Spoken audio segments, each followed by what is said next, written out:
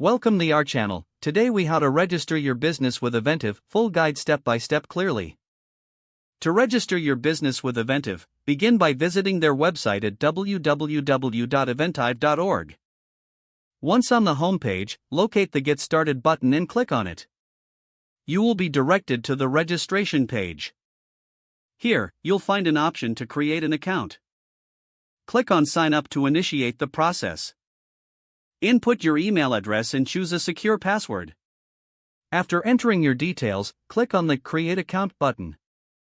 Check your email for a verification message from Eventive. Open the email and click the verification link to confirm your account. Return to the Eventive website and log in using your email and password.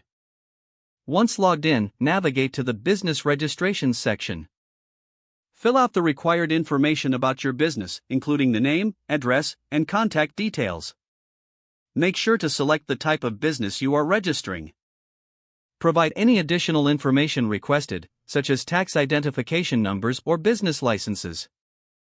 Review your entries to ensure all information is accurate. After confirming that everything is correct, submit your registration form. You should receive a confirmation email regarding your registration submission. Eventive will review your application and may reach out if further information is needed. Once approved, you'll receive a final confirmation that your business is successfully registered. Log into your Eventive account to access your business dashboard and begin managing your events.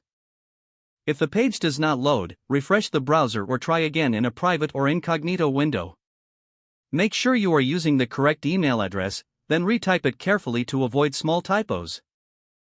If your password is not accepted, use the reset option and create a new strong password you can remember. Check your spam folder for verification or security emails, then complete any requested confirmation steps. Enable two-factor authentication if available to improve account security and reduce unauthorized access risk. After signing in, review your profile details so your contact information and settings are accurate and current. If you see an error message, note it down and try again after restarting your device and internet connection.